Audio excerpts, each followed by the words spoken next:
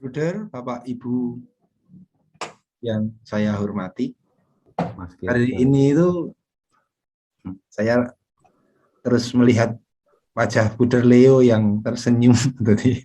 Dulurku ya iki. Kok iso ketemu pirang perkara.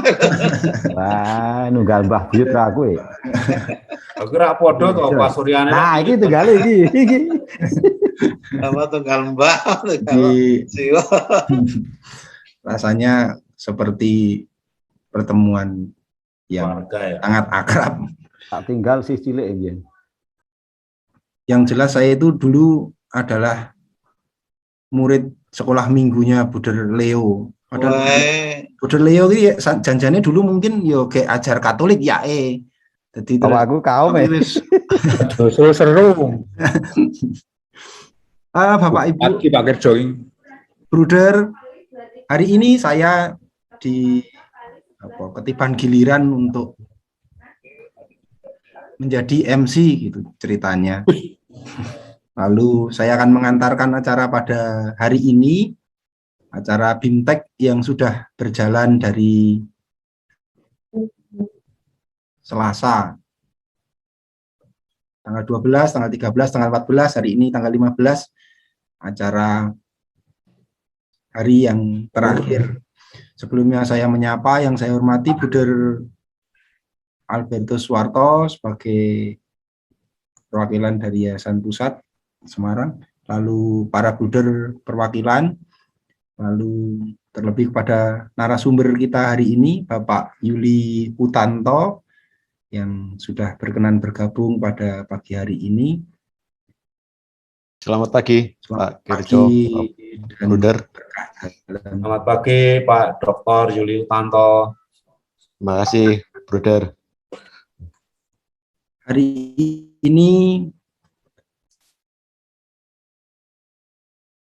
kita akan melewati sebuah acara yang namanya FGD, Forum Focus Group Discussion, yang nanti akan dibawakan oleh Mas Hendy. Tapi sebelumnya mari kita buka terlebih dahulu dengan berdoa. Doa akan saya hantarkan. Dalam nama Bapa dan Putra dan Roh Kudus. Amin. Allah Bapa kami yang Maha Kasih, kami bersyukur atas penyertaan-Mu pada diri kami semua. Pada pagi hari ini kami boleh berkumpul walaupun secara virtual. Terima kasih atas anugerah kesehatan yang Engkau berikan pada kami, atas semua anugerah-Mu sepanjang istirahat kami pada malam hari tadi. Hari ini kami masih akan melanjutkan acara kami di BIMTEK Pengurus Yayasan Panguti Luhur terkait dengan kegiatan kami POP SMP. Berkatilah segala acara kami berserah kepadamu. Semoga apa yang kami lakukan seturut dengan kehendak-Mu sehingga akhirnya membuahkan hasil yang berkenan kepadamu. Doa yang tiada sempurna ini kami haturkan ke dalam tangan-Mu dengan perantaraan Kristus Tuhan dan pengantara kami. Amin. Monsinyur Ludovicus Rutan dan Bruder Bernardus Suken, doakanlah kami. Santa Perawan Maria yang terkandung tak bernoda, doakanlah kami. Dalam nama Bapa dan Putra dan Roh Kudus. Amin. Baik, Bruder, Bapak, Ibu yang saya hormati, sebelum kita lanjutkan, marilah kita berdiri sejenak, kita menyanyikan lagu Indonesia Raya yang mohon kawan dari host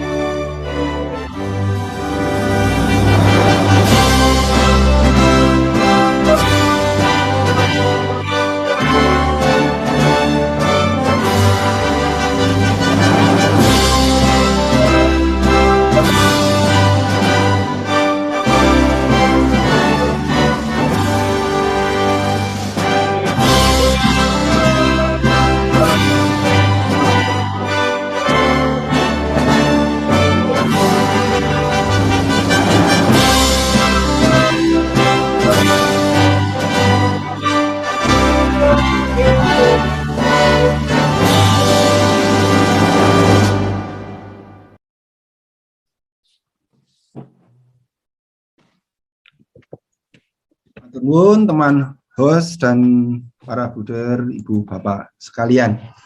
Ibu bapak sekalian, seperti saya mereview sedikit tentang materi yang pernah kita lewati. Di hari yang pertama dulu kita bersama Bruder Martin mendengar penjelasan tentang apa itu POP, lalu kemudian dilanjutkan dengan sesi yang dibawakan oleh Bruder Warto dan Bruder Jarwo pada waktu itu. Lalu di hari yang kedua kita bersama-sama dengan Bruder Dwiatno membahas tentang amanah para Bruder FIC dalam melayani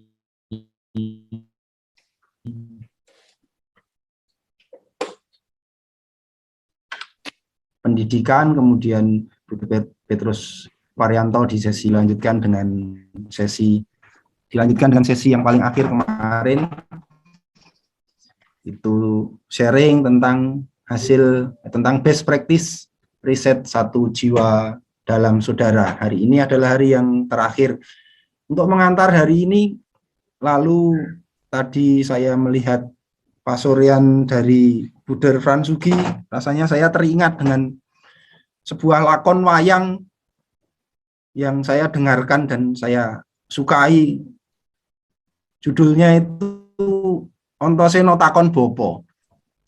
Nanti bahasa saya, mohon izin, bahasa saya akan campur-campur. Jadi dikisahkan seorang anak yang bernama Ontoseno itu, begitu dia lahir lalu dia menjadi jagoan para dewa.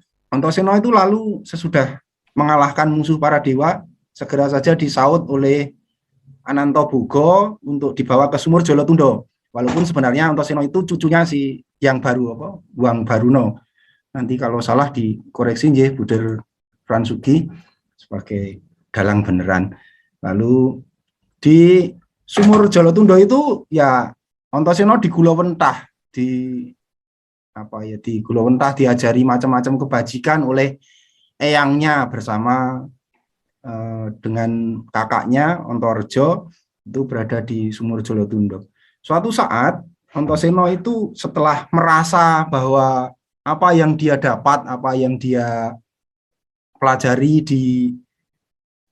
di dalam perut bumi itu sudah matang gitu. Ontoseno itu pengen sekali untuk bertemu dengan bapaknya. Lalu benar suatu hari Ontoseno setelah melewati drama, itu dikisahkan oleh Ki Dalang Hadi Sugito begitu. Karena itu saya suka dengar Ki Dalang Ki Hadi Sugito. Lalu suatu saat Ontoseno itu bersama Ontorejo jedul ke bumi, jedul ke permukaan bumi. Nah, adegan yang sangat menarik adalah adegan ketika Ontoseno itu jedul ke permukaan bumi itu. Begitu jedul pertama, Ontoseno langsung teriak, ini saya kira-kira nirokke Dalang Ki Hadi Sugito. Begitu jedul ke permukaan bumi, Ontoseno langsung teriak, woi, apa kae Kang? Kira-kira gitu. Tanya kepada si Ontorejo.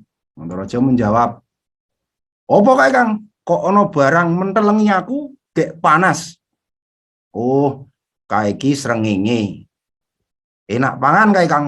Ayo ora wong panase kaya ngono, ku nek kowe nyedak teneh kowe mlonyoh. Kira-kira gitu. Berikutnya Antosiono bertanya lagi, Kang, kae apa kae Kang? Kok ting petuduk kae? Oh, kae jenenge gunung. Antosiono nanya lagi, enak pangan kae Kang? Ya ora enak, Antareja menjawab. Terus, Kang, kae apa kae Kang? Kok ana bocah cilik mangani wong tua? Kuwi. Antareja jawab, oh, kae jenengane ora mangani wong tua, kae jenenge ibu-ibu mimii bocah, kira-kira gitu. Yang ingin saya sampaikan untuk mengantarkan ini adalah apa yang didapat oleh Antosiono di dalam perut bumi, gambaran apapun yang sudah didapatkan Antosiono itu ternyata dalam prakteknya ketika dia mau berkembang lebih lanjut tetap membutuhkan segala macam diskusi dengan kakaknya, membutuhkan perjumpaan-perjumpaan dengan orang lain, membutuhkan diskusi panjang lebar dengan kakaknya. Saya kira begitu pengantar saya. Untuk selanjutnya hari ini kita akan mengadakan fokus group discussion setelah kemarin kita mendapat pembekalan macam-macam dari para pembicara hari-hari kemarin. Untuk selanjutnya waktu dan tempat kami waktu dan layar kami aturkan sepenuhnya kepada Mas Hendy Kiawan yang akan mengantarkan fokus group discussion kita. Terima kasih para bruder, Bapak Ibu. Mohon maaf nek ceritaku kurang lucu atau apa, tapi intinya saya sebenarnya pengen lucu sih, tapi ora lucu. Ya ora apa-apa. Monggo Mas. Ya, selamat pagi semuanya. Terima kasih Pak Kerjo yang sudah membuka acara ini. Apakah suara saya terdengar dengan baik, Bapak Ibu bruder? Bisa. Saya, oke. Kita akan terbagi. Saya perkenalkanlah saya Hendy Kiawan sebagai moderator di sini untuk menemani kita semua. Teristimewa kepada Pak Yuli, untuk Pak Yuli. Nanti kita bisa ngobrol-ngobrol di sini. Kita ada 2 sesi untuk materi hari ini, yakni yang pertama itu deliberasi dan yang kedua nanti jam 1 sampai jam 3 baru FGD. Sebelumnya kemarin beberapa waktu yang lalu Pak Heri ya yang kemarin menjadi narasumber kita tentang kurikulum itu siang-siang datang pada saya. Nah, iki sisuk aku bersowan Pak Yuli. Acarane iki deliberasi sih. Nah, terus saya itu mikir deliberasi biasa atau saya otak-atik gathuk. Deliberasi. Libera niku ada 2, liber itu buku, liberasi itu ada kemerdekaan. Jadi ada istilah untuk literasinya dan merdeka. Kira-kira ngono kuwi. Soalnya saya nggak pernah kurang mendengar ini apa ya, kurang familiar bagi saya. Tetapi ini juga ternyata setelah saya googling lebih jauh, pelajari lebih jauh, ini jajannya apa toh? Jajannya apa? Ini sebenarnya etika politik demokrasi ternyata. Lalu saya telisik jauh lagi untuk masuk ke sini, ternyata ini dari Jürgen Habermas yang ngomong soal deliberasi. Intinya pada dasarnya musyawarah, gitu aja. Musyawarah untuk mufakat. Gitu. Tapi karena kita biarawan, mufakat itu dalam ranah, dalam koridor ketaatan juga. Jadi kemufakatan dalam ranah ketaatan, ya kan gitu. Buder, Pak Ibu, saya mengajak ini karena ini ngobrol santai, kita bisa open mic semuanya, ya. Open mic, kita bisa nyuwun sewu, kita bisa celekopan ya, kita bisa celekopan menimpa seperti rekreasi, kita rekreasi, tapi rekreasinya ada ilmiahnya, jadi kita rekreasi ilmiah, seperti di biara itu kan setelah makan malam itu kan rekreasi jam 8 sampai jam 10 ya, malam. Jadi kita semacam rekreasi begitu. Nah, kita ngobrol-ngobrol soal budaya sekolah kepamudiluhuran. Jadi nanti Pak Yuli akan mendengarkan kita berdiskusi. Jadi sekolah pamudiluhur ini seperti apa sih Pak Yuli? Pak Yuli akan nanti sementara ini mengambil jarak dulu untuk melihat bagaimana dinamika prosesnya ya Pak. Dinamika proses kebahagiaan kita, bagaimana untuk guna mentah sekolah atau kerasulan pendidikan di Yayasan Pangudi Luhur ini. Lalu mungkin setengah jam, setengah 11 nanti Pak Yuli bisa memberi ular-ular untuk lanjut ke FDD nanti. Buder, Bapak Ibu dan saudara-saudari, saya perkenalkan dulu Bapak Yuli Utanto ini. Dr. Yuli Utanto, SPD Master of Science, jabatan fungsional asisten ahli di UNES. Lalu alamat kantor Gedung A3 lantai 1 Kampus Sekaran Gunung Pati Kota Semarang, UNES. Pak Yuli dilahirkan di Wonosobo 27 Juli 1979, jadi masih paruh, jadi masih sangat muda. Lalu sarjananya di UNES dengan skripsi berjudul Kurikulum dan Teknologi Pendidikan, lalu magister menempuh gelar magister di Universitas Gadjah Mada, Sosiologi Studi Pembangunan, jadi S2-nya Master Sosiologi, lalu doktoralnya di Universitas Pendidikan Indonesia sebagai pengembang kurikulum. Di Pak Yuli ini temannya Pak Heri kemarin. Begitu. Lalu untuk saat ini saya bacakan yang sebenarnya banyak Bapak Ibu Buder, ada 4, tetapi yang saat ini saya singkat saja, yakni penghargaan 10 tahun terakhir adalah Ketua Hipkin Wilayah Teraktif Himpunan Pengembang Kurikulum Indonesia Pusat mulai tahun 2015. Jadi Pak Yuli ini merupakan Ketua Himpunan Pengembang Kurikulum Jawa Tengah dan termasuk anggota dalam Himpunan Pengembang Kurikulum Indonesia. Lalu pengalaman-pengalamannya merumuskan kebijakan publik dan rekayasa sosial dalam 5 tahun terakhir ini, yakni penataan dan pemerataan guru, program USAID prioritas mulai tahun 2013-2014, lalu pengembangan keprofesian guru berkelanjutan 2015 sampai 2016. Itu lalu melahirkan regulasi peraturan Bupati Wali Kota dan menghasilkan Renstra Dindikpora untuk PKB guru. Jadi sudah tidak kita ragukan lagi kepiawaian beliau Pak Yuli ini dalam kurikulum. Itu, Buder, Bapak, Ibu, dan saudara-saudari, kita akan mulai acara kita dengan bercerita-cerita ya, kita mau rekreasi, silahkan dibuka semuanya, kita open mic seperti yang dikatakan Buder Edi kemarin, kita butuh kongres.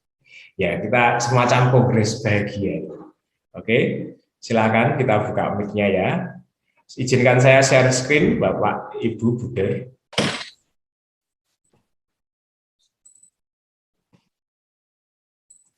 Materi apa yang perlu kita bicarakan ya ini sebentar. Kita mau bercerita-cerita tentang berrekreasi bersama tentang. Ini merupakan surat dari Buder Aristides kepada Buder Superior tahun 69. Saya dapat ini dari Miss Eka kemarin.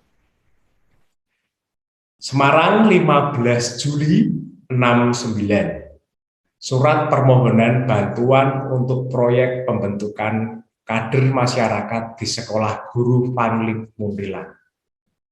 Latar belakang keharusan meninggikan taraf hidup di desa dan tarif makan orang tidak menderita kelaparan.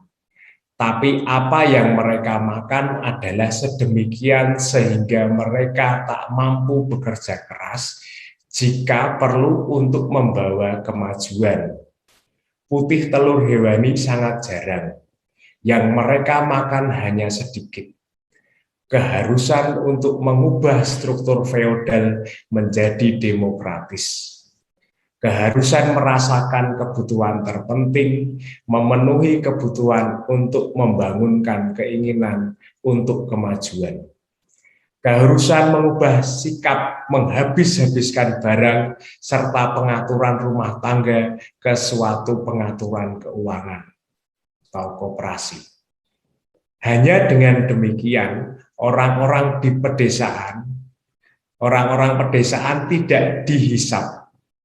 Tentu saja Anda merasa bahwa semua ini bisa disimpulkan pembentukan mentalitas dan pengetahuan. Ini berarti kemampuan yang harus dibawa oleh kader-kader kami adalah: 1.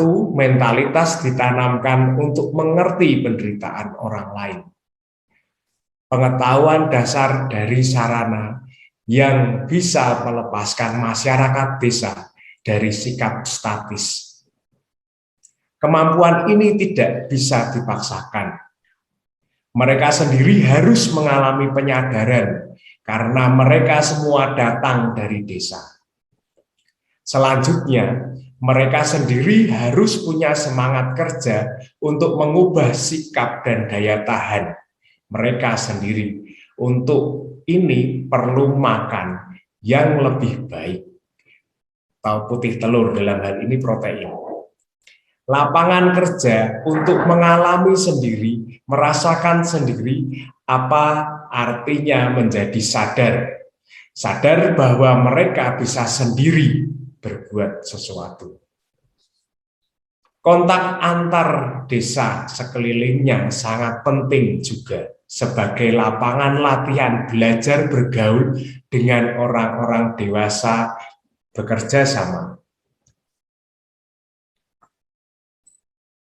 Jika mereka sungguh-sungguh menjadi sadar dan mereka bertahan untuk berbuat sesuatu, tapi mereka punya mentalitas yang diperlukan untuk menggerakkan masyarakat desa. Pengetahuan dasar tentang pertanian, perkebunan, perikanan, peternakan ayam, kerajinan tangan atau industri. Pengetahuan kemasyarakatan, sikap hidup, pendirian hidup, pemerintah garing administrasi. Cara kerja yang praktis, efisien. Waktu untuk pembentukan ini di luar waktu sekolah. Tidak ada subsidi yang bisa diharapkan. Siswa-siswa intern bisa mengalami pembentukan ini secara penuh.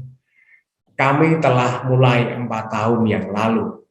Sekarang ini waktunya untuk kurang lebih memberi bentuk yang tetap dan isi yang nyata dan kepastian bahwa kami bisa berjalan terus. Untuk ini, kami tak punya sarana uang. Isi dari pelatihan 3 tahun terdiri atas bagian-bagian berikut: pertanian, peternakan, ayam, bebek di dalam koperasi, perikanan, industri kecil.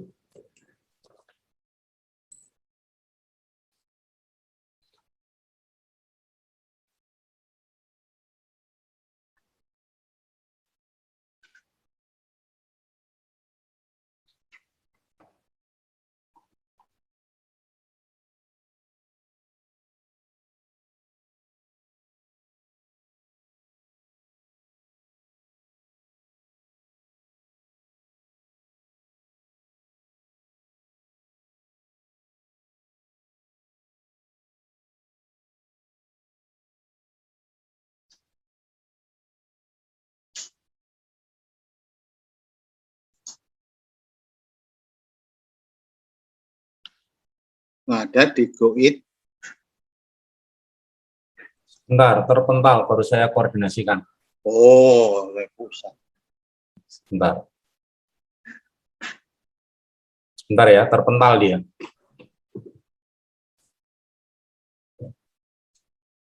Terpental kemana ya? Ditulungi. Jaringan sepertinya Bapak. Ya. Bersama mimpi. Ah, masake engko jangan terpental nang nggon Sudaryono kuwi. Oh, malah sampai Jakarta. Oh iya. Soalnya Pak Gerjo mau ceritanya Antasena Ayo tahun kuwi bobo. mau jedul kaget. Kabotan deh. Terus rengenge kaget. Disunget ya, Pak Kirjo ya, mental. Wonten bocah mangani wong tuwa niku wae kok terus sing penting. Ayo kuwi mau. Ono bocah mangan mbokne.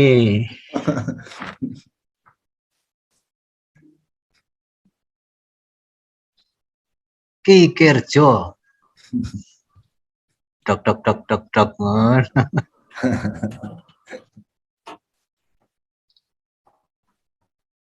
Selama 4 hari ini nggak lihat wajahnya Buder YB Purwanto ini.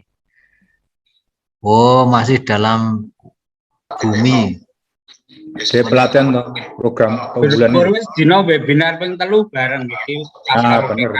Maaf, saya tadi terpental, Buder. Wis. Oh, wis menampakkan Lanjut. silang nek. Udah. Oke, dilanjut ya. Sebentar. Oh. Sudah jedul lagi. Iya. Sudah. Ya. Oke. Saya kok belum bisa share screen nih. Harusnya siapakah? Belum bisa, sebentar. Oke.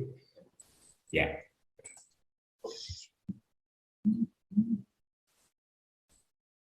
Oke, mohon maaf para Buder tadi sudah sampai sini, Gih. Ya, sampai itu. Untuk kami tidak punya sarana dan uang itu. Oh ya.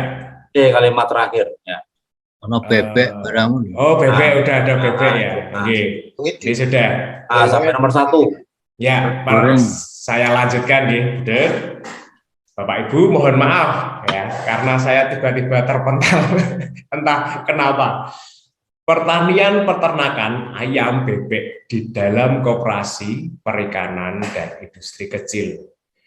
Tugas di desa-desa, penyuluhan buta huruf, olahraga, diskusi-diskusi, kelompok drama, musik, tari, survei secara teratur kembali untuk kebutuhan 60 desa. Itu di del atau cross ya, karena kemarin Pelajaran agama disertasi ada 36 desa seminggu sekali. Tonel Jawa, sarana propaganda untuk pembentukan pendapat yang baik di desa-desa. Diskusi mingguan tentang sosial, ekonomi, politik, kejadian-kejadian atau situasi. Tujuan untuk menyadarkan pembentukan pendapat demi kebutuhan tugas mereka. Musik Jawa atau gamelan, kerajinan tangan untuk usahanya sendiri, tari, peternakan, perkebunan, perikanan, dan tari Jawa.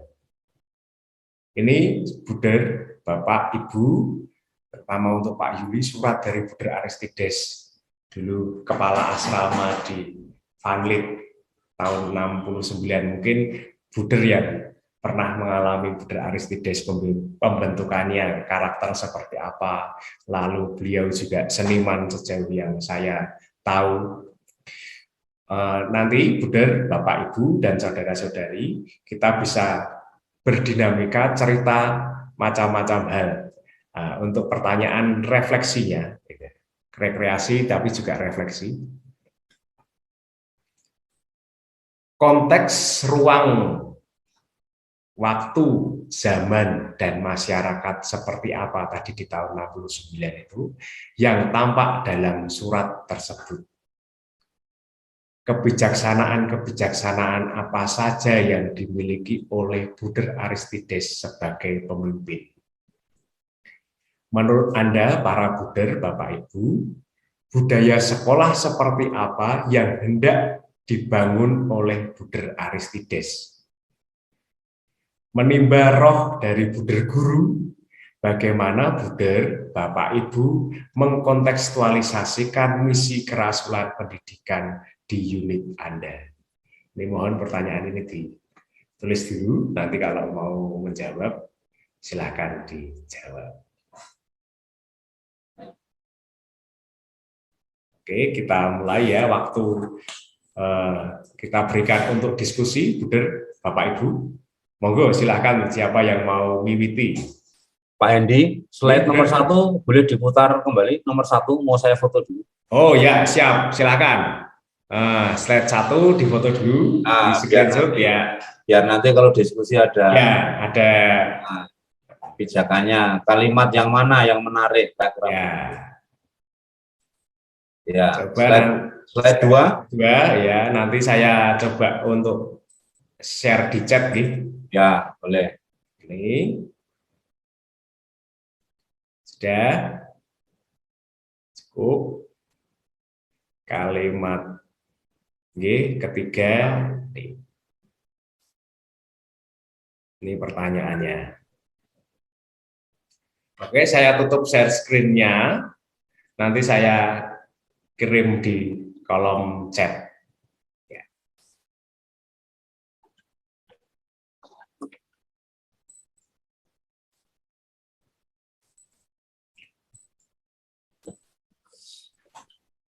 Oke, Buder, Bapak, Ibu, monggo siapa yang mau miwiti untuk berdiskusi bersama.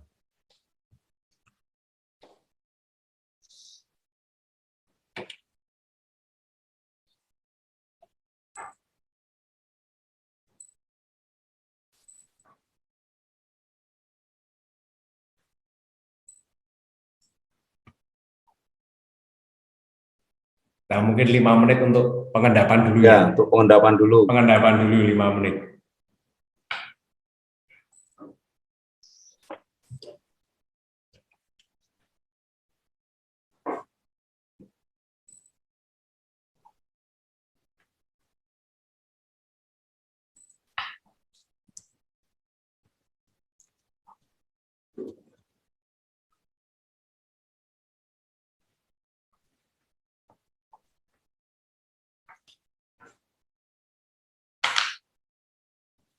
Dan Bapak Ibu, untuk materi ini deliberasi sudah saya kirim via chat.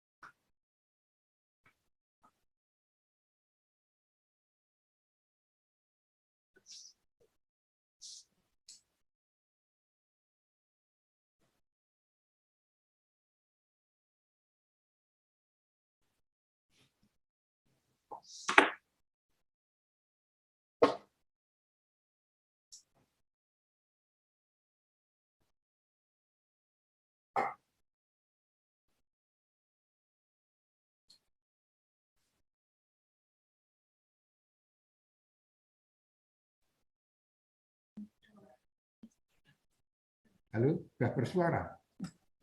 Sudah, Bener. Kok enggak dengar apa-apa ya? Oh, belum. Ini masih mengendapkan 5 menit, masih ada waktu 2 menit. Ini soalnya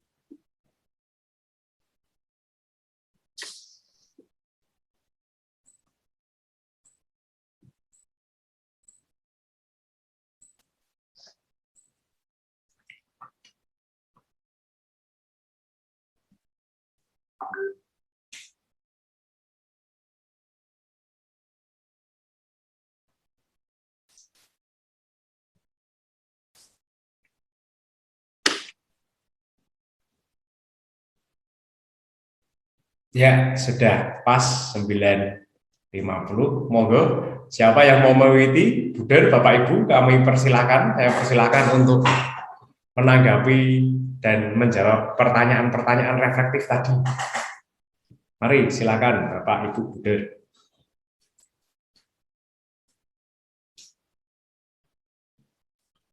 Saya boleh memulai Mas Hendi? Boleh, monggo Buder Warto. Ya, saya mungkin belum menjawab pertanyaan atau mungkin juga menjawab pertanyaan, saya nggak paham, nggak langsung ke sana, tapi saya mencoba membaca apa yang ditulis oleh Buder Aristides tahun 69 pas saya lahir itu ya, 52 tahun yang lalu. Saya itu membayangkan Buder Aristides ini waktu itu kepala sekolah mungkin ya, kepala sekolah di Vanlit atau bertugas di SMA Pangudulur Vanlit yang berasrama. Saya nggak tahu Buder Aristides ini apakah dia lewat proses mengenal, merenung, lalu merumuskan ketika dia datang di sana itu. Artinya kalau dia lewat proses mengamati, merenung, dan merumuskan, dia ada beberapa saat di Vanlit lebih dahulu. Ya, tidak datang langsung punya konsep atau keprihatinan yang dia sampaikan. Dugaan saya. Nah, dugaan saya, Buder Aristides ini ada beberapa saat sebelum dia sudah tinggal atau bertugas beberapa saat di SMA SPG Pangudulur Vanlit atau SGA waktu itu. Nah, setelah dia tinggal beberapa saat, saya berimajinasi Buder Aristides itu menemukan sebuah keprihatinan, sebuah kondisi. Nah, keprihatinan dan kondisi itu yang dibahasakan atau kondisi masyarakatnya hidupnya susah lah, gampang seperti itu.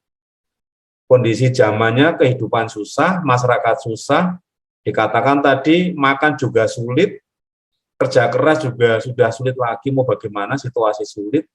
Nah, kondisi itu lalu saya menangkap Buder Aristides ingin meninggikan taraf hidup di desa-desa. Nah, ini visinya itu meninggikan taraf hidup. Dia menemukan kalimat itu. Ada keprihatinan, ada sesuatu yang ingin dicapai. Lalu, tapi situasi sulit.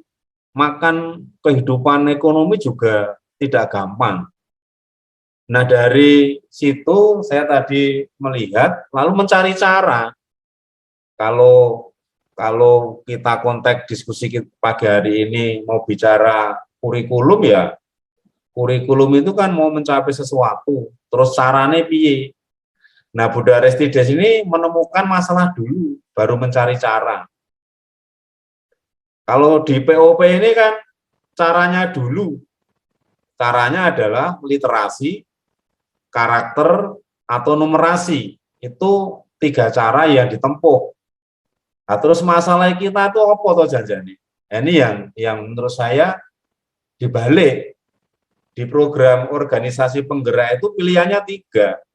Gerakannya itu 3, literasi, karakter, atau numerasi. Nah, terus yang mau diliterasi apa? Keprihatinan karakternya apa? Nah, ini yang berbeda menurut saya kondisinya. Hanya menurut saya nggak masalah. Buder Aristides menemukan persoalan dan taraf hidup itu yang mau dicapai, dia mencari cara. Kita sekarang punya cara, literasi, karakter, numerasi. Lalu yang akan dicapai kondisi siswa seperti apa. Nah, ini bagi saya sangat menarik dan Buder Aristides sangat sederhana menurut saya loh ya. Dan secara politis sangat strategis bagi mereka yang tadi soal kesulitan makan, di sini dilatih soal bebek-bebek tadi. Nah, ada pertanian, ada apa untuk itu dilatih. Lalu tugas-tugas di desa, keterampilan hidup bermasyarakat, ada kesenian, ada diskusi. Saya nggak membayangkan zaman itu kok ada model diskusi. anak-anak lulus SMP atau ke SGA dilatih diskusi memecahkan persoalan seperti kita pada pagi hari ini. Yuk diskusi apa? Pengetahuan mereka seberapa jauh diskusinya itu yang saya mingguan loh, setiap minggu diskusi loh. Ini yang saya menarik bagi saya. Nah ini cara-cara yang ditemukan oleh Buddha Aristides menyangkut pertanian, peternakan, ini pekerjaan teknis ya. Lalu tugas-tugas di desa, anak-anak remaja, ada penyuluhan buta huruf, olahraga, dan seterusnya. Pelajaran agama di stasi, dan sampai hari ini masih berlangsung itu. Konil, ya, diskusi mingguan, musik Jawa, gamelan, kerajinan tangan, tari Jawa. Ini pilihan-pilihan cara yang dipilih oleh Buddha Aristides dan bagi saya sangat luar biasa. Lalu yang terakhir, yang saya kagumi, itu dugaan saya, Buddha Aristides ini sebelum dia merumuskan, dia membatinkan lebih dulu, hidup dulu di dalam dirinya, apa yang akan dia buat, visinya apa, dia rasakan, dia camkan, lalu itu menjadi daya dorong. Itu saya mencoba berfantasi, berposisi seperti dalam diri Buddha Aristides, ikut membayang-bayangkan. Nah persoalannya sekarang ini, kondisi zamannya seperti ini, lalu pilihan caranya apa? Nah, itu yang bagi saya juga tidak mudah. Visionernya itu, visinya itu yang bagi saya tidak mudah. Terima kasih Pak Andi, itu komentar saya saja.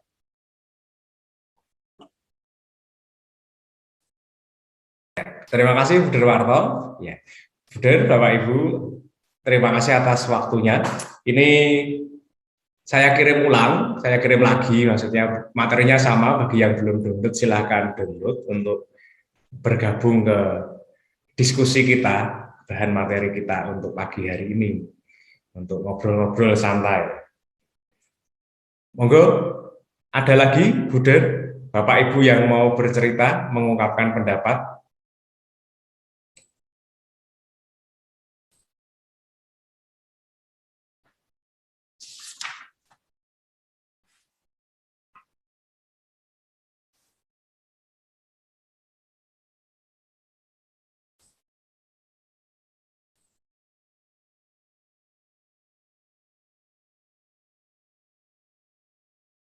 Saya persilahkan, Buder, monggo, Bapak Ibu.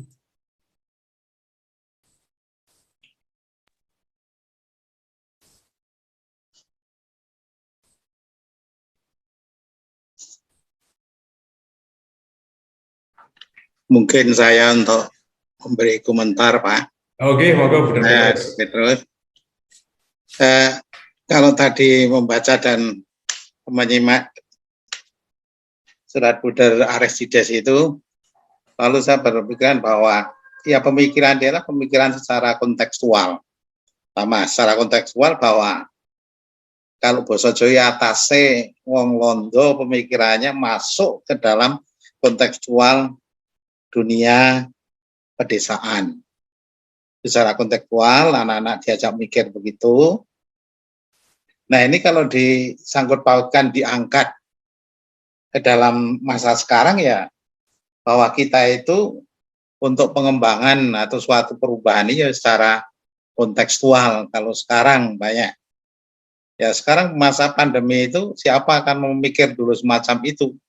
Tetapi kita lalu orientasi kerja kita ya secara kontekstual, apa yang hidup lalu kita tekuni, lalu ada jalan.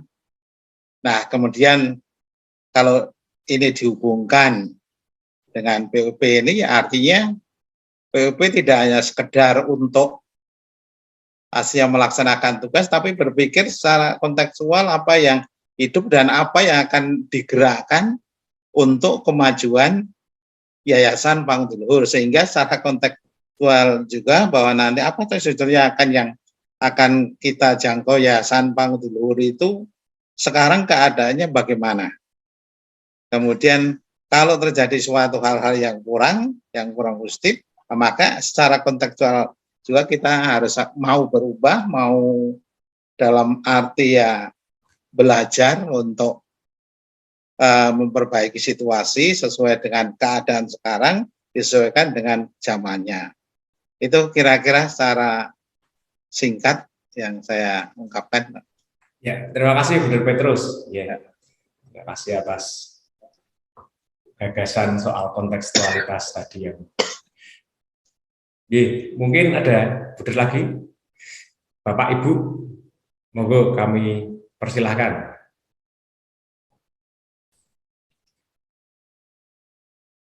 Pak Kerjo nggih saged, Bu Rina nggih saged.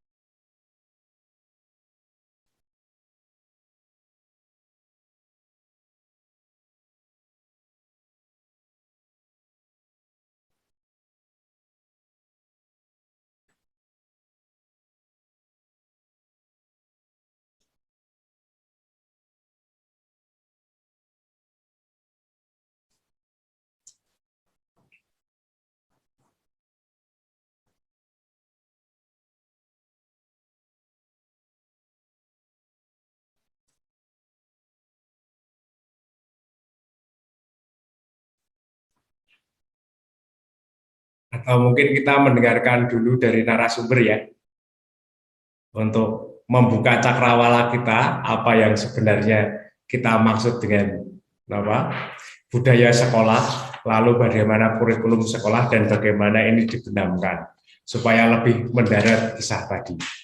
Oke, bagaimana Pak Yuli? Apakah dimungkinkan? Setuju? Ya baik Mas, Ya. saya mengikuti saja. Kalau misalnya memang ini diperlukan di awal, ya saya sampaikan. Saya mengikuti. Silakan. Baiknya bagaimana? Ya. Baiknya juga begitu Bapak. Terima kasih. Jadi ini ada refleksi tadi dari supaya kita sambung antara cerita dengan realita. Bagaimana kita bisa memaknai bersama kisah-kisah tadi dengan realita. Alangkah baiknya Pak Yuli juga awalnya memberi ular-ular dulu tentang kontekstualisasi budaya, nilai-nilai ke kurikulum tadi, seperti yang diceritakan dalam surat-surat Buder Aristides tadi. Begitu Pak Yuli, bagaimana? Ya baik, terima kasih Mas Sandy, Bruder yang terhormat dan Bapak Ibu yang hadir di meeting room ini. Terima kasih kesempatannya dan mohon izin untuk turut berkomentar tentang nilai-nilai yang barusan disampaikan para pendahulu tentang kondisi masyarakat pada saat itu. Saya melihat dari apa yang digelisahkan oleh Bruder terdahulu yang melihat kondisi masyarakat Indonesia pada waktu itu, ini ada nilai-nilai luhur yang kemudian bisa saya tangkap di situ. Melihat konteks bahwa Bruder yang menulis surat itu, pertama, itu bukan dari orang Indonesia. Karena beliau barangkali datang dari Eropa dan beliau sudah menetap hidup di Indonesia. Namun demikian, ada nilai-nilai keluhuran yang saya lihat dari surat kegelisahan yang ditulis oleh Bruder itu, yaitu ada empati, ada kepedulian terhadap kehidupan kondisi masyarakat sekitar. Nah, empati dan kepedulian ini menandakan bahwa nilai luhur ini melampaui batas-batas etnisitas. Bruder yang barangkali orang Eropa yang kulitnya berbeda, tapi kemudian melihat kondisi masyarakat pada itu memiliki kepedulian, memiliki empati terhadap kehidupan masyarakat. Nah, ini ada satu nilai yang melampaui batas-batas etnisitas, batas-batas etnis suku bangsa, suku kebangsaan begitu. Nah, ini artinya ada satu nilai yang itu bisa menembus batas-batas etnisitas dan ini menjadi luar biasa. Artinya nilai kepedulian dan empati itu tidak bisa dibatasi dengan etnisitas karena bisa muncul dari kondisi yang itu menyentuh kejiwaan, menyentuh nilai-nilai kemanusiaan kita sebagai manusia, dan Bruder terdahulu itu tersentuh di situ. Dan ini menarik, peduli dan empati ini, karena kita menyadari bahwa lawan dari cinta itu bukan benci. Kalau benci itu ya suatu saat akan cinta lagi begitu ya. Tapi lawan dari cinta itu bukan benci, melainkan tidak peduli. Coba kalau tidak ada kepedulian kita sama sekali dengan orang-orang di sekitar kita, maka sudah pasti dijamin tidak ada lagi cinta di situ.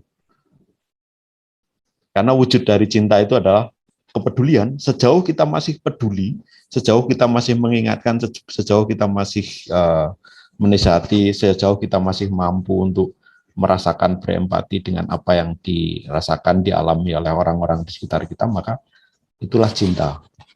Nah, ini yang saya petik dari surat yang tadi ditulis.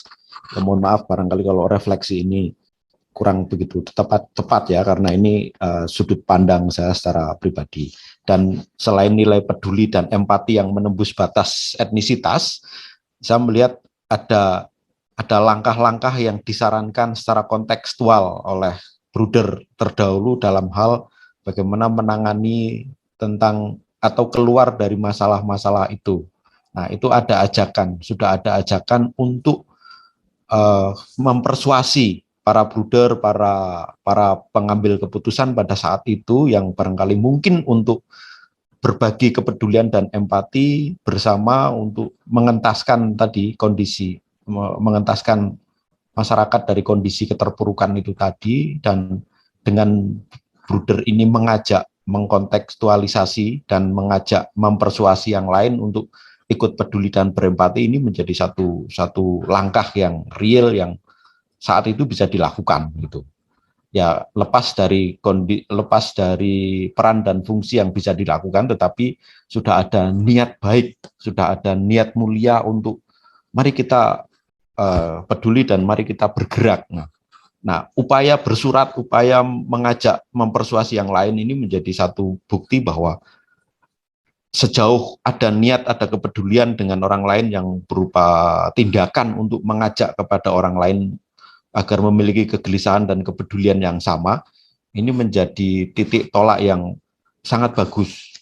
Sebab kalau sudah tidak ada lagi kegelisahan, sudah tidak ada lagi rasa peduli dengan sesama, itu yang barangkali kita menjadi prihatin begitu. Mungkin sementara itu, Mas Hendy, sekedar pandangan saya tentang apa yang tadi sudah ditulis oleh Bruder terdahulu tentang kondisi masyarakat di Indonesia. Ada nilai luhur yang saya lihat di situ adalah kepedulian dan mempersuasi, mengajak orang lain untuk bersama-sama bergerak untuk mengatasi kondisi masyarakat. Terima kasih sementara itu. Terima kasih Pak Yuli, terima kasih atas masukannya.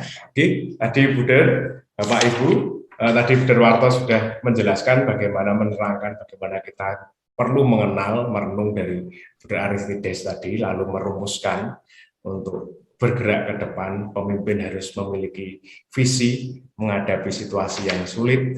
Terus Bruder Petrus tadi menjelaskan juga bahwa pemikiran-pemikiran ini digerakkan secara kontekstual pula. Lalu untuk sekolah-sekolah kita diangkat untuk memberi perkembangan, berpikir kontekstual apa yang digerakkan dan perlu menggerakkan apa. Dan tadi dijelaskan juga oleh Pak Yuli sebagai narasumber kita punya nilai-nilai luhur yang dikontekstualisasikan. Nilai-nilai ini melampaui batas-batas etnisitas. Ada empati dan kepedulian. Jadi ini yang justru menggerakkan misi. Kita keluar karena peduli dan empati.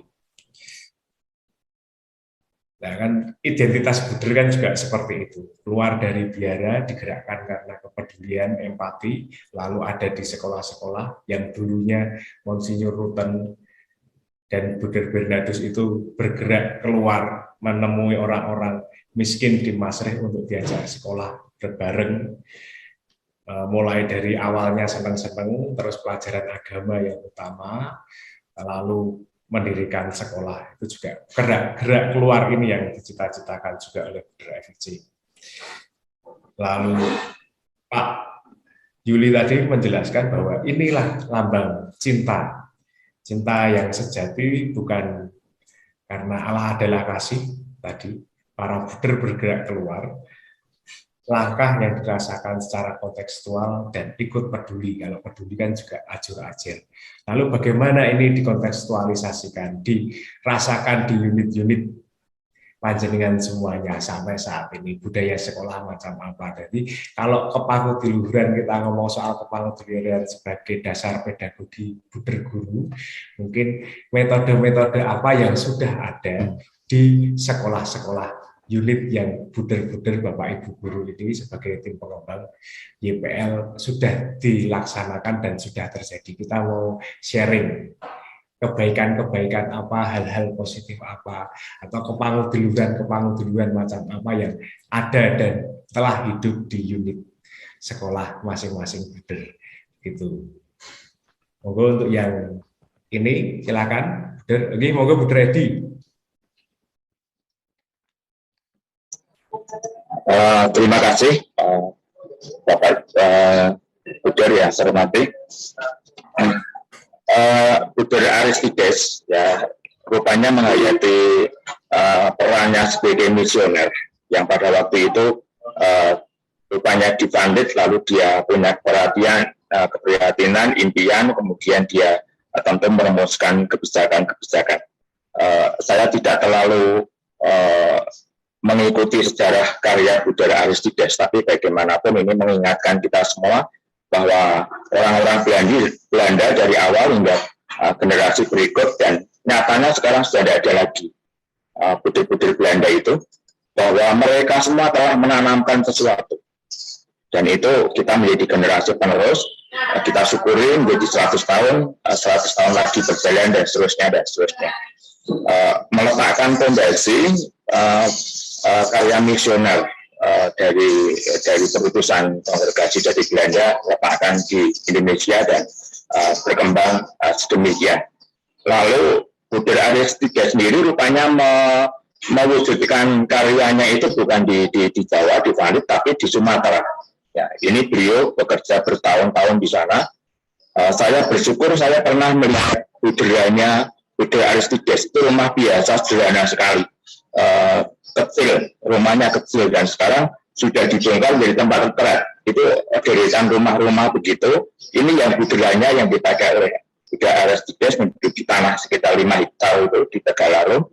Sekarang tempat itu menjadi tempat spiritualitas orang muda. Ada Tanah Mangkares, ada Gua Maria, ada tempat retret begitu. Sekarang digunakan untuk tempat retret, dan ada juga base camp untuk orang muda di Tegalarung. Rupanya Buddha Aristides meletakkan satu visi yang jauh tentang pendidikan pemuda, tapi dia sendiri lalu mungkin terpanggil ke Sumatera. Ini suatu semangat yang mungkin perlu digali ya dalam kesempatan ini. Kita disadarkan fondasi-fondasi yang telah dibangun ini perlu dilihat, bahkan mungkin menulis juga segi sejarah perjalanan pribadi-pribadi Buddha dan visinya mungkin menjadi penting. Tetapi bahwa kita telah menangkap pesan terkait dengan juga pendalaman mengarah ke depan, apakah lalu kita tekanannya pada literasi, numerasi, atau karakter. Lalu kalau meletakkan pada posisi ini ya, lalu kita melihat kembali ke depan, kalau melihat fondasi yang diletakkan oleh misioner, lalu kita sebagai orang yang punya misioner sendiri dalam saat ini, melihat suatu gerakan ini, kita punya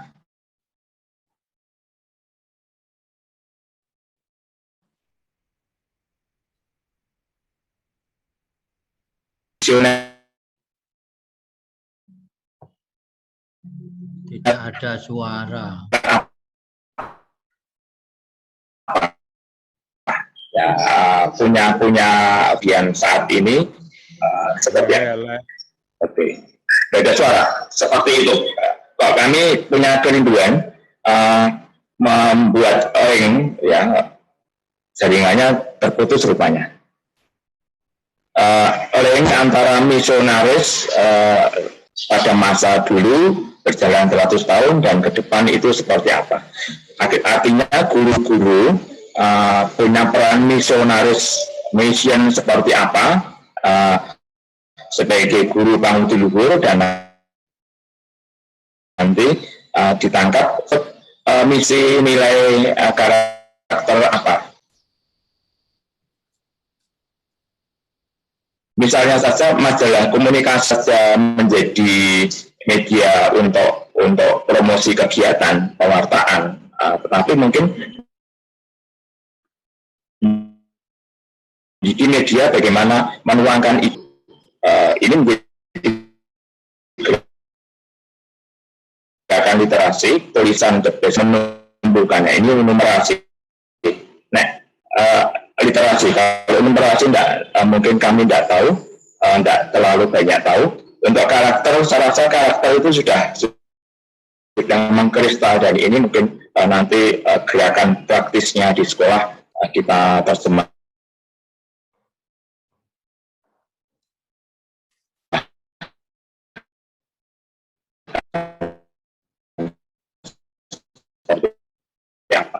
Ini satu penangkapan mungkin secara umum, kalau kita syukuri keberanian misinya, keberanian misinya mewujudkan cita-cita bagi Buddha Aristides, dan kita boleh menikmati, mensyukuri sampai sekarang. Demikian Bapak, terima kasih. Ya, terima kasih. Terima kasih Bu Edi yang sudah menjelaskan bagaimana misi tadi. Lalu pertanyaan selanjutnya langsung menukik saja, bagaimana para buder di sini, Bapak Ibu yang berada di Yayasan Pangudi Luhur, menjalankan penanaman nilai-nilai. Pangudi Luhuran kan isinya penanaman nilai-nilai. Bagaimana buder Bapak Ibu menjalankan penanaman nilai-nilai kebruderan atau saat ini dinamakan kepangudi luhuran, ya, lalu di sekolah Anda masing-masing apa tantangan-tantangan tertentu, bagaimana hal itu diwujudkan dalam pendidik pendidik tenaga kependidikan sampai bermuara ke siswa, itu bagaimana? Ada narasi-narasi khusus, ada kisah-kisah khusus, ada tantangan-tantangan khusus untuk mengimplementasikan kepanguduluan yang selama ini sudah ada. Monggo.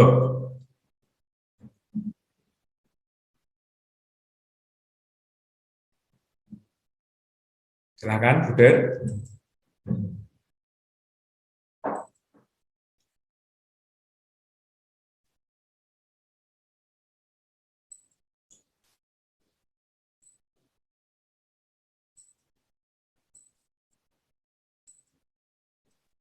Sharing Mas Hendi.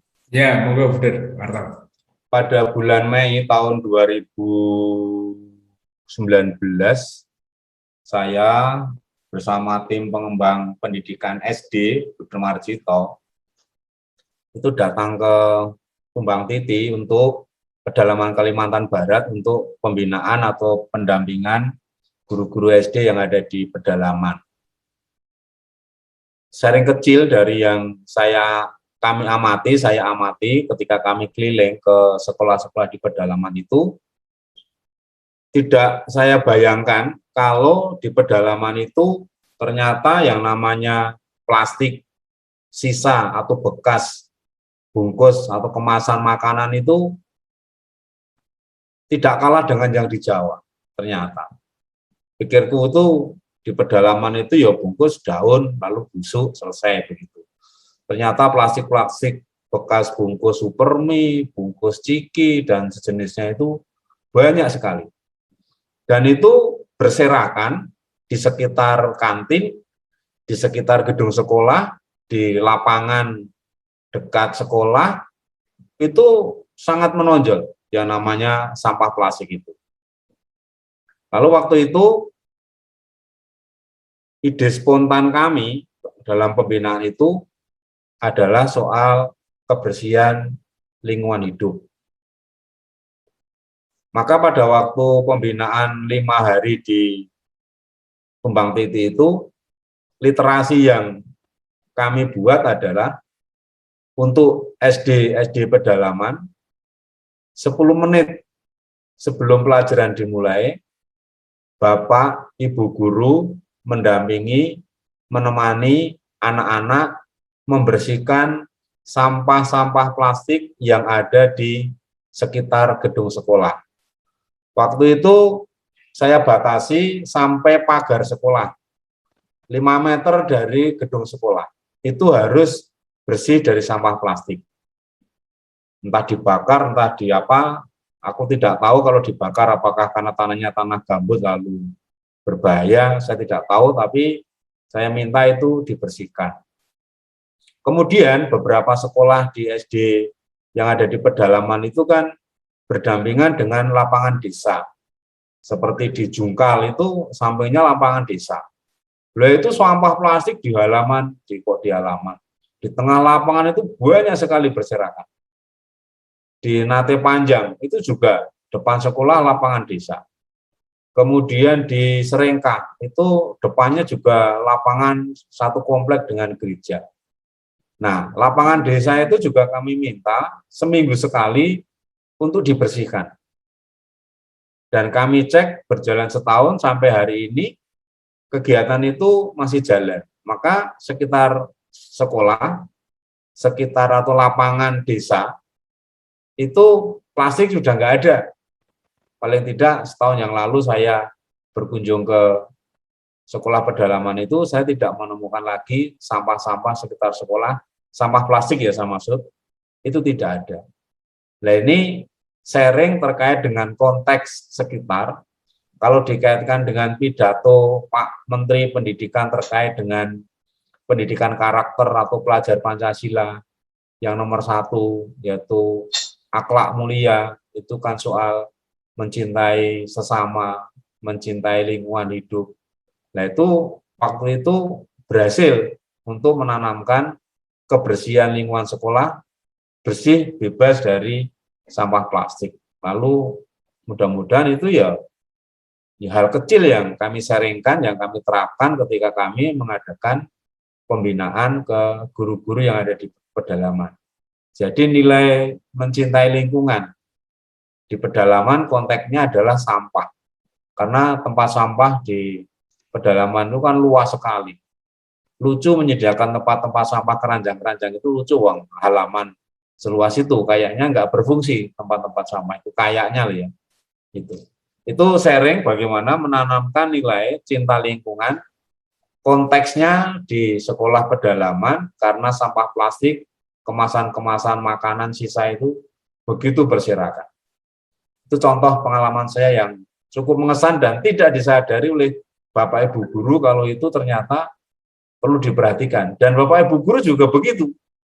Ketika kami pertemuan, sampah itu ya begitu, karena rumahnya rumah panggung, ya sampah dibuang begitu aja. Nah itu kami waktu itu kami temukan dan mereka setuju.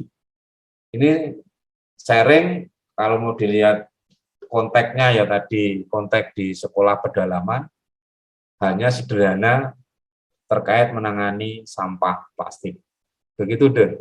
Pak Andi, makasih. Ya, terima kasih Buderwarto. Ada Bapak Ibu lagi yang akan bercerita bagaimana menerapkan nilai-nilai kebudayan dalam ruang waktu sekarang, dimensi ini, bagaimana Buder menjalankan karya kelas bulan, menanamkan nilai-nilai kebudayaan dalam unit sekolah Anda masing-masing sekarang.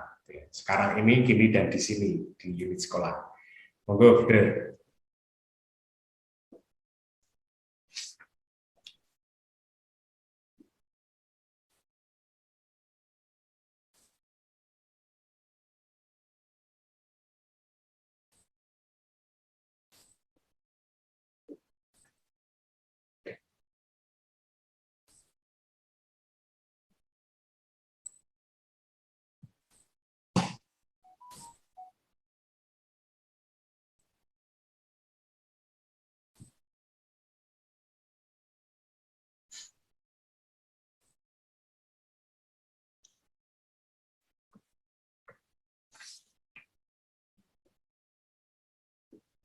Oke, belum ada.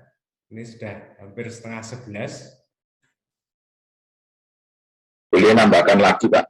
Oke, monggo, Buder Edi, silakan. Monggo, Buder. Minta maaf para Buder, ya ini memecah kebekuan besar. Sempat termenung sejenak. Saya rasa lalu kalau ini disebut vision ke unit, mungkin memperdalam visi misi bagi para Buder semua yang memegang langsung unit. Saya rasa ini juga menjadi objek pendalaman, ya. Maka mungkin baik kalau melihat kembali visi misi kita itu kalau dikaitkan dengan roh yang sudah kita geluti ini, apakah juga sejalan. Kami merumuskan juga visi misi. Ini kadang-kadang ini juga diwarnai idealisme kepala sekolah. Mungkin nanti bisa ganti. Dan kemarin di Agung itu sudah ada visi misi, tinggal melanjutkan. Saya rasa juga bagus ya. Artinya memang menemukan kembali roh dalam visi misi setiap unit. Kemarin saya memunculkan di Lukas itu visi kepemimpinan, saya rumuskan dalam visi itu kami masukkan. Membentuk karakter pribadi berkualitas, berkarakter kepemimpinan, maksudnya 10 kepangudeluhuran, dan cinta lingkungan. Ini roh yang juga digeluti lewat capital FIC. Ini saya masukkan. Mungkin demikian, lalu kalau itu lalu penjabarannya pada visi misi masing-masing sekolah. Saya mencoba memasukkan vision itu ke situ. Memang tidak gampang mewujudkan karena tergantung dari kemampuan dan sumber daya dan dana yang ada. Tetapi ini memberikan peneguhan begitu, Pak Andi. Demikian mungkin para Buder yang lain mungkin bisa menambahkan supaya makin konkret. Terima kasih. Ya, terima kasih Buder Edi yang sudah menambahkan tentang visi misi tadi, ditelurkan langsung menukik ke visi misi. Bapak, Ibu, Buder, ini sekarang sudah hampir setengah 11. Itu tadi kita berbicara mengenai dimensi-dimensi kurikulum untuk mengantarkan kita pada narasumber kita. Jadi tadi memang awalnya menggunakan narasi dari surat Buder Aristides karena dimensi kurikulum itu adalah dimensi sosial, bagaimana membaca konteks sosial, lalu psikologi anak, psikologi masyarakat yang ada, ilmu pengetahuan dan teknologi yang berkembang saat itu dan mungkin akan berbeda saat ini. Lalu dimensi-dimensi spiritual, nilai-nilai kebruderan yang ditanamkan oleh Buder Aristides, dan falsafah lokal sejarah. Falsafah lokal dan akhirnya sejarah juga. Falsafah lokal itu menjadi dasar-dasar filosofis. Ya, karena ini sudah ada langsung pakarnya, bagaimana dimensi-dimensi tadi yang menjadi dimensi kurikulum tadi itu bisa ditarik sampai konstruksi sekarang ini, dikontekstualisasikan lagi dalam zaman, keadaan, budaya, dan konteks lokal di masing-masing Buder. Ini ada Pak Yuli yang akan menjelaskan bagaimana nilai-nilai tadi, nilai-nilai kebruderan yang ada dalam diri para Buder, panjenengan semuanya, dan juga tadi sudah diantar oleh Buder Aristides untuk ditelurkan dalam kurikulum unit. Monggo Pak Yuli, waktu dan tempat kami aturkan sepenuhnya. Baik, terima kasih Mas Hendy. Suara saya lebih kecil atau sudah cukup, Mas? Sudah cukup, cukup Pak. Ya. Baik. Terima kasih. Terima kasih. Baik. Para bruder yang terhormat dan Bapak Ibu yang berbahagia, terima kasih.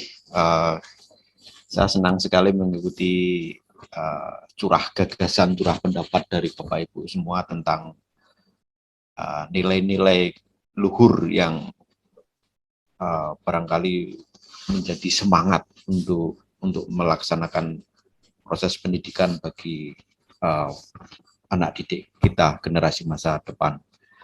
Mengikuti apa yang baru disampaikan para bruder dan Bapak Ibu semuanya, kita akan bicara tentang kurikulum, dan sebelum kita bicara banyak tentang kurikulum para bruder, saya mengajak para bruder bahwa dan Bapak Ibu semuanya bahwa ketika kita bicara tentang kurikulum, maka kita akan bicara tentang diri kita sendiri, tentang siapa kita. Karena bicara tentang kurikulum juga nanti bicarakan tentang masa depan anak bangsa. Mengapa kemudian bicara tentang kurikulum, bicara tentang diri kita? Bapak Ibu, para bruder dan Bapak Ibu semuanya, bicara tentang kurikulum juga bicara tentang autobiografi, karena kurikulum itu setiap orang kita sebagai manusia itu kita selalu punya riwayat hidup. Saya punya riwayat hidup, para bruder punya riwayat hidup, dan Bapak Ibu yang lain semua punya riwayat hidup. Dalam bahasa Inggris, riwayat hidup ini disebut sebagai kurikulum vitae. Kurikulum vitae. Kalau dalam bahasa Indonesia disebut sebagai daftar riwayat hidup gitu, tapi dalam Inggris disebut sebagai kurikulum vitae. Nah, dari kurikulum vitae itu, mari kita cermati, tidak ada kurikulum vitae yang isinya itu buruk-buruk. Tetapi hampir semua kurikulum vitae itu isinya baik. Misal, Mas Hendy pernah menjadi kepala sekolah berprestasi, misal. Terus pernah menjadi penulis artikel terbanyak misalnya, begitu ya. Itu semuanya baik. Daftar riwayat hidup itu baik. Pernah pendidikan sarjana sampai doktoral, itu semuanya baik. Tidak ada yang CV atau tidak ada daftar riwayat hidup yang isinya jelek-jelek. Misalnya pernah menjadi narapidana, nggak akan pernah ditulis di kurikulum vitae. Tapi yang semua ditulis di kurikulum vitae itu adalah yang baik-baik. Nah, itu artinya bagian yang paling penting dari kurikulum adalah kita sebagai pelaksana kurikulum, kita sebagai para guru, kita sebagai dosen, kita sebagai pendidik, ini yang bagian utama dari kurikulum itu. Ya, itu yang perlu kemudian menjadi pemahaman kita bersama, bahwa ketika kita bicara kurikulum, ya kita akan bicara tentang diri kita sebagai, ya artinya daftar pengalaman hidup apa yang pernah kita miliki, yang sehingga kemudian itu nanti kita akan transfer kepada siswa, memulai dengan keteladanan yang barangkali itu menjadi cara yang paling efektif untuk membelajarkan kepada siswa, memulai dengan keteladanan. Dan para bruder terdahulu juga sudah mengajarkan itu dengan keteladanan yang barangkali kita menjadi inspirasi kita sampai dengan hari ini. Kemudian ketika kita bicara kurikulum, maka kita juga akan bicara masa depan anak bangsa. Seperti tadi Bruder Aristides itu juga menggelisahkan tentang bagaimana kehidupan masa depan anak bangsa ketika saat itu serba kekurangan, saat itu serba minus begitu. Nah, kira-kira masa depan anak bangsa nanti ke depan akan seperti apa ketika hidup dalam kondisi yang semuanya serba keterbatasan. Ini menjadi kegelisahan-kegelisahan yang dirasakan para bruder. Dan hari ini ketika kita akan bicara tentang kurikulum juga kita akan menggelisahkan nanti kehidupan masa depan anak didik kita yang sekarang masih SD, masih SMP, yang barangkali menjadi unit-unit para bruder ini, kira-kira 20 tahun ke depan, 30 tahun ke depan, 40 tahun ke depan itu kehidupan anak-anak kita yang masih SMP, masih SD hari ini akan seperti apa. Nah, kita di situ ada kegelisahan-kegelisahan kita tentang masa depan mereka. Nah, dengan demikian ada nilai luhur yang kita dapat, yaitu kita sebagai pendidik, barangkali para bruder sebagai pendidik, para Bapak Ibu sebagai pendidik, barangkali sudah tidak lagi menggelisahkan tentang dirinya sendiri, tetapi malah justru menggelisahkan tentang masa depan anak didik kita. Nah, nilai luhur yang barangkali saya tangkap ini dari Bruder Aristides tadi adalah, mari kita pikirkan masa depan anak bangsa dan biarkan Tuhan yang memikirkan diri kita, begitu. Seolah-olah seperti itu, begitu yang refleksi yang saya dapatkan. Ketika kita menggelisahkan masa depan anak didik kita, sementara kita tidak menggelisahkan tentang diri kita, ya kita sudah mempercayakan bahwa Tuhanlah yang akan memikirkan kita, begitu. Dan kita fokuskan jiwa raga dan pemikiran semuanya untuk masa depan anak bangsa. Para bruder dan Bapak Ibu yang terhormat, mohon izin saya akan share screen untuk supaya tidak verbal begitu.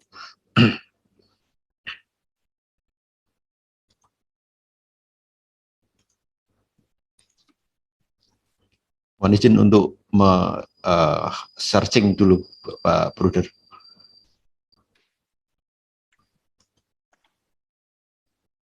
Belum bisa, Pak? Oh, sebentar, saya sedang cari, Mas.